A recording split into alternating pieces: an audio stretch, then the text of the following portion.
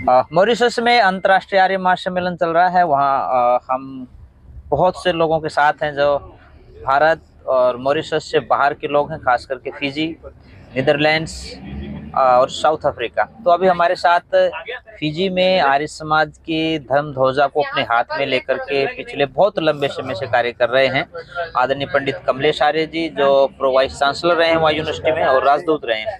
उनसे हम बात करेंगे। तो प्रोफेसर साहब, आपका स्वागत है। सबसे पहले तो ये हमें जानना है कि फिजी में आर्य समाज जो है कैसे पहुंचा। धन्यवाद जी स्वामी जी। हम फिजी के हैं जैसा कि आपने बताया, और हमारे पूर्वज फिजी में 1879 में पहुँचे, 1879 में।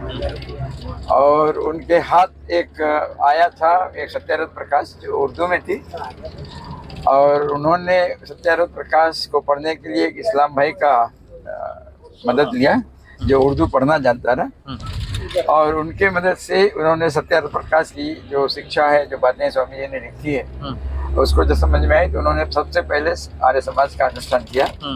और पहला आर्य समाज 1904 में बना। 1904 में जी। और 1904 के बाद में फिर धीरे धीरे पूरे फिजी में समाजें बन गई। कुल जोड़ 30-40 समाजें बनी उस दौड़ में। और जो हमारे गिरमिटिया बाप दादे थे तो वो सब इसमें आना शुरू किए, और न कि केवल वो आर्य समाज को ही बनाया, उन्होंने साथ साथ में शाम को जो रात्रि के समय का पाठशालाएं हैं उसको बनाया, और वहाँ पर फिर बच्चों को और बड़ों को शिक्षित करना शुरू किए। और शिक्षा ये थी कि वो धार्मिक ग्रंथ पढ़ने का और हिंदी भाषा पढ़ने की उनको उसका उपलब्धि किया गया। ठीक है। और जब वो सुधरी से सब हमारा जो धर्म है, संस्कृति है, इसको फिजी में कायम किया जा सका और बचाया जा सका। तो उसके बाद में 1918 में आर्य प्रतिनिधि सभा बनी, जो जैसे सार्वदेशिक है आर्य प्रतिनिधि सभा फिजी। तो फिजी का आर्य प्रतिनिधि सभा फिजी बनी, और उनके तत्वाधान में फिर औपचारिक रूप से बच्चों को पढ़ाने के लिए स्कूल को बनना शुरू हुआ। सबसे पहला गुरुकुल बना हमारा, जो 1918 में बनी। और उसके बाद में हमारा इतिहास जो है बताता है कि आर्य समाज हर 5 साल में एक पाठशाला बने। अच्छा, जब से लेकर के 1904 से लेकर जी, अभी उनके पास 20 पाठशालाएं हैं और साथ में एक विश्वविद्यालय जो ये आर्य समाज की है, और जो आर्य समाज इसका संचालन करता है। अभी जो है कमलेश जी ने आपको बताया, हम लोग बस में थे और उससे उतर करके अभी आर्य समाज में ये मोहवर्ग आर्य समाज है और शाखा नंबर 53 है, उसमें हम पहुंच चुके हैं। यहाँ कार्यक्रम जो है ऊपर हॉल में शुरू हो गया है, परंतु हम लोग बात कर रहे थे ताकि बात बीच में रुके नहीं, इसलिए मैं दोबारा से पूछ रहा हूँ आपसे कि 20 स्कूल आपने बनाए हैं, तो उसमें क्या ऋषि दयानंद, क्या आर्य समाज वो बातें भी रहती हैं या सिर्फ एजुकेशन इंस्टीट्यूट्स हैं? हमारे पाठशाला के संदर्भ में हमारे 14 किंडरगार्टन्स हैं, 14 प्राइमरी स्कूल्स हैं, 6 सेकेंडरी कॉलेजेस हैं, और एक यूनिवर्सिटी ऑफ फिजी विश्वविद्यालय जो हमारी वो है। और संपूर्ण 20 पाठशालाओं में हम वैदिक सिद्धांत को लेकर चलते हैं। जैसे कि हमारे प्राइमरी पाठशाला पाठ्यक्रम जो है उसके अंतर्गत, सेकेंडरी के पाठ्यक्रम में उसके अंतर्गत हम लोग वैदिक सिद्धांत पढ़ाते हैं, मॉरल वैल्यूज़ पढ़ाते हैं, और यज्ञ रोज होता है। और उसके लिए हम लोग अपने ट्रेंड जो मॉरल वैल्यूज टीचर्स होते हैं उनका नियुक्ति करते हैं, और वो हमारे फिजी से ट्रेंड है, तो वो यज्ञ करा लेते हैं। जो वैदिक सिद्धांत की बातें हैं वो बच्चों तक पहुंचा सकते हैं। मैंने ये सब के सब पाठशालाओं में मैंने ये भी सुना कि लगभग 15,000 विद्यार्थी आपके स्कूलों में पढ़ते हैं। हाँ, कुल टोटल ओवरऑल। भले ही वो आर्य समाजी परिवारों से नहीं, परंतु सब जो है संध्या हवन के मंत्र उनको याद हैं। ऐसा वो औपचारिक रूप से जितने घंटे स्कूल में रहते हैं, यज्ञ से शुरू होता है, फिर स्कूल की प्रार्थना से शुरू होती है जिसमें गायत्री मंत्र विश्वानी देव है, और जो स्कूल का है बच्चों का एक मंत्र है साना भवतु साना भुनक्तु, ये करते हैं, शांति पाठ करते हैं, दिन भर पढ़ते हैं, और दिन भर अलग अलग कक्षाओं का यज्ञ होता रहता है। शाम को जब निकलते हैं तो पूरा स्कूल सामूहिक रूप से प्रार्थना करता है, शांति पाठ करता है, तब घर जाता है। एक बार और मैं बात पूछ रहा हूँ कमलेश जी आपसे, आपने गायत्री मंत्र का जिक्र किया है कि सब आपके विद्यालय में तो बेटियां ही पढ़ती हैं, लड़कियां ही पढ़ती हैं, तो वो भी गायत्री मंत्र बोलती सब हैं? बोलते हैं। पर आजकल भारत में कुछ कथावाचक जो है वो ये बोल रहे हैं कि महिलाओं को गायत्री मंत्र नहीं बोलना चाहिए, उनको यज्ञ में नहीं बैठना चाहिए। इसके बारे में आप आर्य समाज के दृष्टिकोण से भी और फिजी के दृष्टिकोण से भी क्या कहना चाहेंगे? अगर आर्य समाज के पुरोहित या बड़े श्रेष्ठ लोग कहते हैं कि महिलाओं को गायत्री मंत्र नहीं आर्य बोलना समाज की तो चाहिए नहीं, और बाहर के बोल कथाकार जो बाहर के हैं तो बाहर के वो तो जब आर्य समाज के अंदर ये बातें आएंगी तब हम लोग दकियानुसी बातों में फंस जाएंगे। स्वामी दयानंद ने महर्षि दयानंद ने महिलाओं के प्रति अपना योगदान ये दिया है कि उनका बराबर का हक है। हक केवल घर में नहीं है, पढ़ने लिखने का है, नौकरी करने का, जो भी वो करना चाहती हैं वो कर सकती हैं। और अगर वो धन उपार्जन करती हैं तो उस धन का मालिक भी वो बन सकते हैं। तो अगर कोई कहता है कि सब वेद पाठ सब कर सकते हैं, खाली गायत्री मंत्र नहीं कर पा रहे हैं, तो ये बात वैदिक सिद्धांत से फिट नहीं होता। अच्छा, दूसरी बात मैं भी यही पूछ रहा हूँ कि क्या अपने फिजी में जो है वो पंडिता जो है वो महिलाएं भी हैं उसमें, या सिर्फ पंडित पुरुष वर्ग? महिलाएं पंडिता हैं हमारे पास। अच्छा है। जो शादी विवाह करवाती हैं और संस्कारें करवाती हैं और स्कूल में यज्ञ इत्यादि करवाती हैं, और सब छूट है उनको, कोई ऐसा वैदिक रुकावट नहीं। अपने जो पूर्वज गए थे बहुत वर्षों पहले, तो कितना मुश्किल रहा होगा उनको जो है फिजी में अपने आप को स्थापित करना, और किन परिस्थितियों में लोग गए थे? पहले तो अब हम सबको मालूम है कि जहाँ जहाँ पर भी गिरमिट का काल आया वहाँ पर हमारे पूर्वज को बस पकड़ के भर कर और जानवरों की तरह ले जाकर जिस देश में ले जाना था वहाँ पहुँचा दिए। वहाँ की व्यवस्थाएं उनको मालूम नहीं थी, वहाँ की प्रकृति, वहाँ की लोगों की रहन सहन नहीं मालूम था। फिर भी उन्होंने जब वहाँ पहुँचे, निसहाय पहुँचे, कोई सहारा नहीं था उनका, लेकिन उस निसहाय परिस्थिति को उन्होंने सकारात्मक रूप से देखा कि चलो अब हम आ गए हैं यहाँ पर, दुख तो झेलेंगे लेकिन जिस कार्य से आए उस कार्य को करेंगे। तो कर्मठ होकर उन्होंने अपना गिरमिट कमाया, और उस दौर में कुछ लौट गए, कुछ रुक गए। जो रुक गए वो समृद्धिशाली हो गए, अपने को संवार लिया, बच्चों को पढ़ा लिखा कर संवार दिए।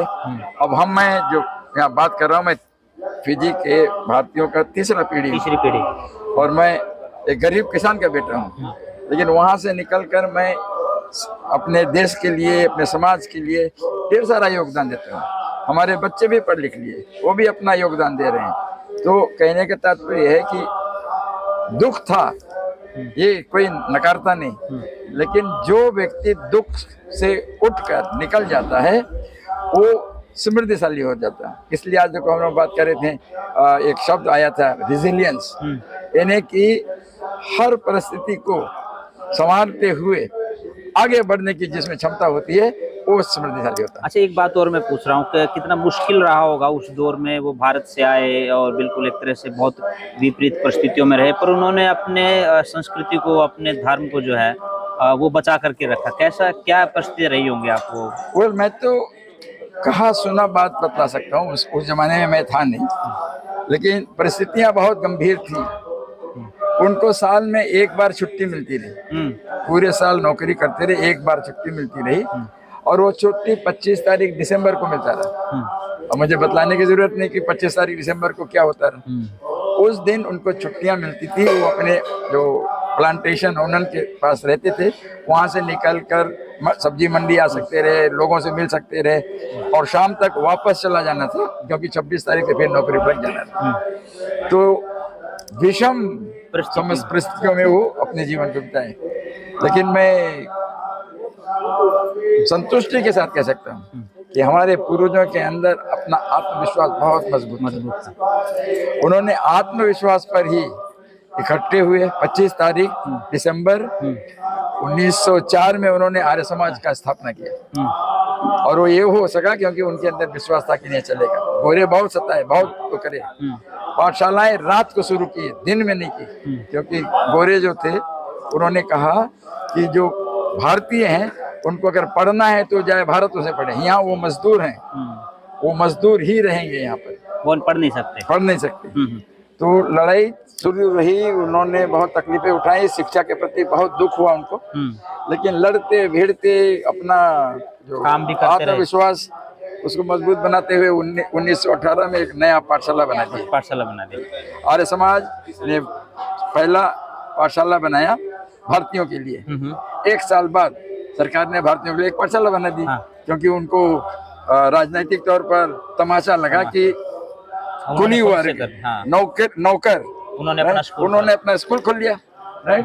तो संसार के लोगों ने उंगली उठाई कि देखो तुम इनको ले गए, ये अपना स्कूल बना लिया, तो उनके लिए कुछ नहीं कर रहे। तो उसी प्रदेश में वेस्टर्न साइड में उन्होंने भारतीयों के लिए एक पाठशाला बनाई इन कंपटीशन। अच्छा। तो उसके बाद में आर्य समाज लगभग अगर एवरेज में करो एक साल में तो 3 पाठशालाएं बनी। वाह। DAV girls, SSM primary school जो स्वामी श्रद्धानंद के नाम से जाना जाता है, और डीएवी कॉलेज 1952 में बना, और सब के सब 800-900 बच्चों के लेकर। आज जो है फिजी में, अगर हम फिजी की बात करें, जैसे मॉरिशस में आज हम हैं, तो कोई गांव ऐसा नहीं जिसमें आर्य समाज नहीं है। कई कई जगह तो 2-2 आर्य समाज है, महिला आर्य समाज अलग से, पुरुष आर्य समाज अलग से। तो फिजी में कितने आर्य समाज होंगे? पहला तो ये कि हमारे देश में 310 से ज्यादा टापू हैं। अच्छा। आर्य समाज मुख्यतः 2 बड़े-बड़े टापुओं में है। फिलहाल में लगभग 15-20 जो सुचारू रूप से चल रहे हैं, लेकिन बाप दादों ने लगभग 30-40 बनाया था। हाँ।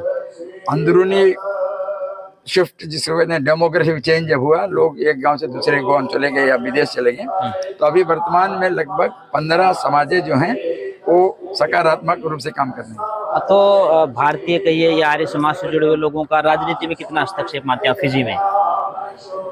आप सभी जानते हैं कि फिजी में राजनीतिक उथल पुथल लगा रहा, 2-3 coup हो गए, सत्ता पलटा हुए हैं, लेकिन हमारे अंदर ये विश्वास है कि जितनी बार ये हमको पटकेंगे उतनी बार हम सर उठाकर खड़े होंगे और आगे बढ़ेंगे।